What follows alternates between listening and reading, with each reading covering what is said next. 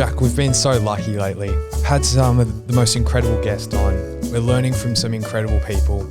I'm having a really good time. So am I, Jesse. So am I. And guys, we only want this to continue and keep moving forward and attracting and talking to amazing guests and giving you guys as much value as possible. So to help us in doing that, please hit the follow button on Spotify, Apple Music, whatever you listen to your podcasts on. That'd be much appreciated. And we'll keep the show on the road. Mean the world to us. Thank you. The 4 key steps to starting and growing a business. Jack, we've spoke to easily over 1,000 brands now and how they've started their journey and how they've grown. And I'm really confident in these 4 steps that they've been really tried and tested. Yeah, I think so, Jesse. We've had, countless conversations with business owners, about starting and growing a business. And these 4 seem to come up so often. And so I think, they're really going to give you guys a great idea of not only how to start, but also how to scale and grow a successful business. And I can't wait till we get into them, especially step number 4, Jesse. I think that's the most important step out of all of them potentially. So we'll get there, guys. But first, let's start at number 1, Jess. Yeah, and just quickly, if you've already started a business, I recommend you skip straight to step 2. Because step 1 is how you start.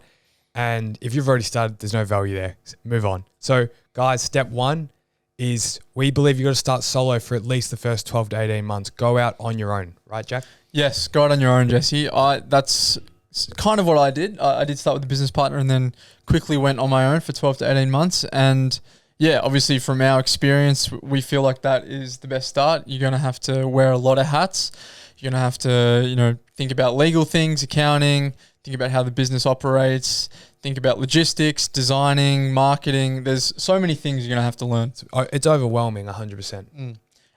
Which is great. I think that's great that you have an understanding for each section and what that looks like in your business. Because, being the sole business owner that you are, you have to understand all those different sections. So for instance, if you're running a clothing brand, you're doing everything from creating the tech packs, sending those off to your manufacturer, communicating with all that back and forth. You're then DMing your customers, making sure, all your orders have gone out correctly. So you're packing those.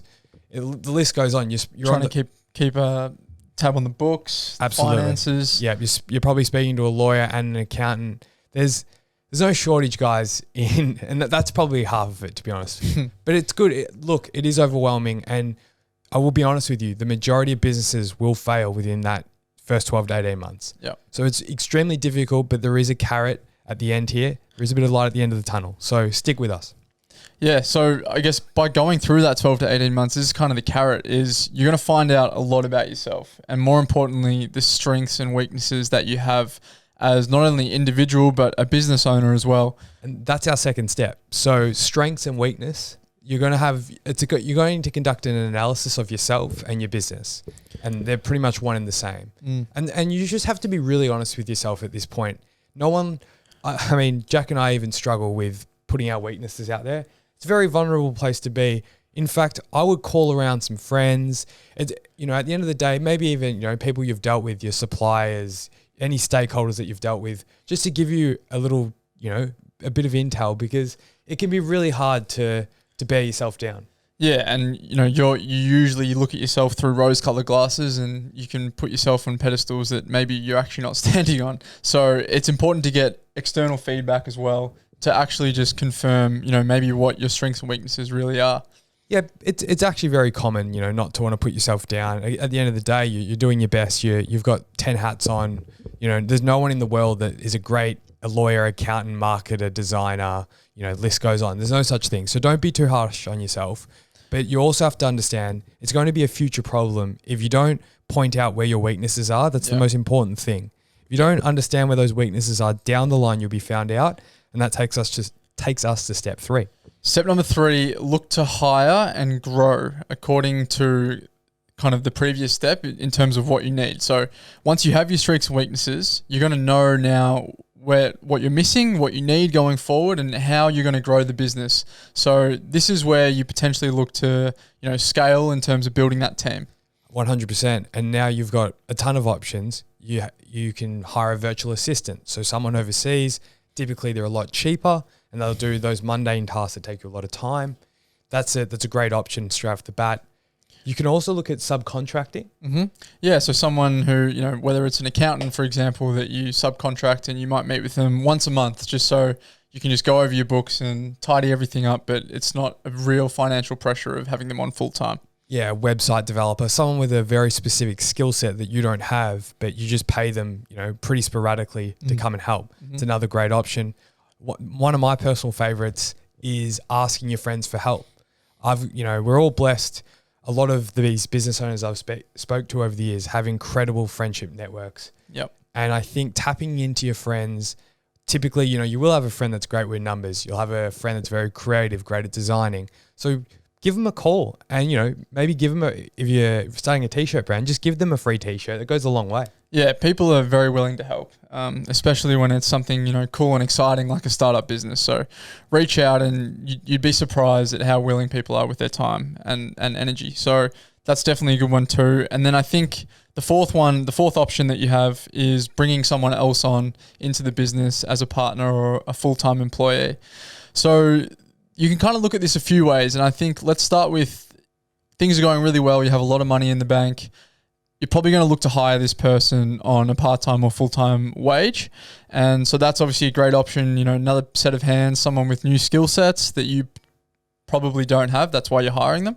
So that's a great option for you. But if you are financially struck and you don't have much cash, which a lot of startups don't, you're going to have to incentivize that person in different ways. And that's probably where you're looking at providing some equity there, Jess. Yeah, you got to be wary here. I mean, it makes sense that you have no money in the bank. Most businesses, 12 to 24 months, continually reinvesting, right, in your product, so and you know in your quantities. So it makes sense. Don't stress if you are, you know, running tight. But yes, it does put you in a compromised position. And if you found someone that's great, that's working incredibly hard, you might want to incentivize them with some equity. Yeah, as I said, be wary because at the end of the day, you've worked your absolute backside off to not fail in that first 12 to 18 months. The last thing you want to do is just give up a large clump of your business. And by giving up a large piece of your business, that's decision-making. Control. That's a lot of the control and the vision of where it's going to go. So that can make or break. One good way to enter into that would be to go through a bit of a trial period. So that's something we tend to do is, you know, just if it is a friend that you're thinking about bringing on as a partner, give him a few tasks, he or she. Give he or she a few tasks and just see where they're at and see if they enjoy and if they're passionate about what you're doing before you enter into a, you know, long-term legal binding contract with them. Yeah, you don't know till you know. I think Mike Tyson had a saying, everyone's got a plan till they get punched in the face. And you've been punched in the face many a time when you're wearing 10 hats doing the marketing, the legal. So you're aware of what it is to be in the real world and for the pressure. Potentially your friend might not, or you know the next partner of your business might have never been within a small business environment. And coming off the back of COVID, it is incredibly difficult right now. So be very wary, as we've said.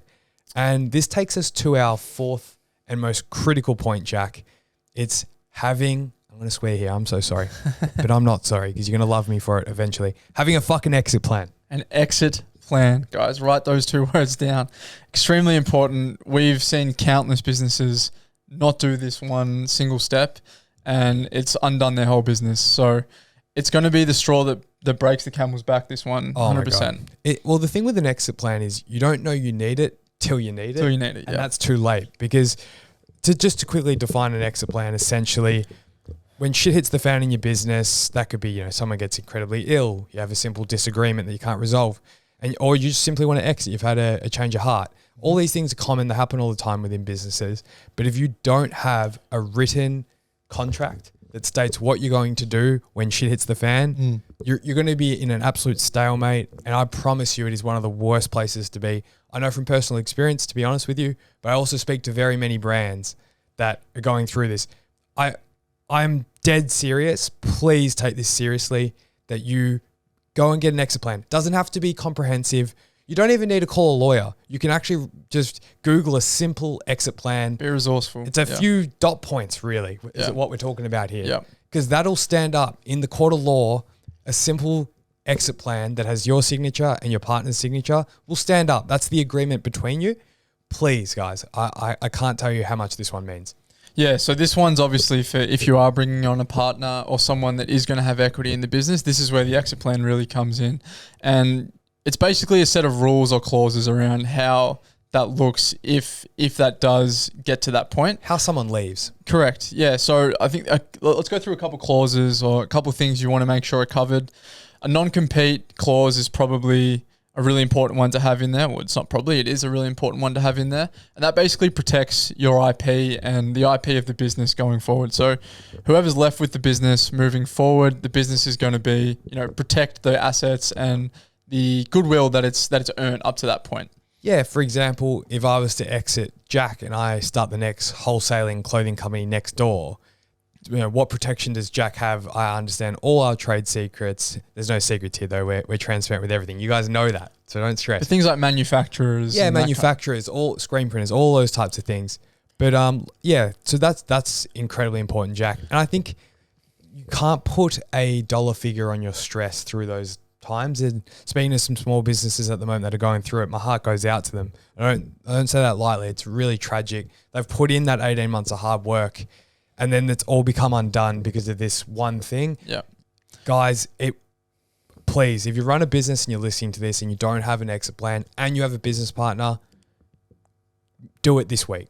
Tying into number 2 really well is both agree on a third party to come in and kind of conduct that exit plan. So, what your emotions are probably high potentially if you've exited on bad terms. So, it's going to be probably hard to communicate with each other or other partners. So it's really important to have a third party to step in and kind of conduct this process to just make it run smoothly for everyone and for it to be super objective and matter of the fact. So you definitely want that. You don't want to stalemate. You don't want to be going back and forth for 6-12 months over this kind of stuff. And that can happen and does happen a lot.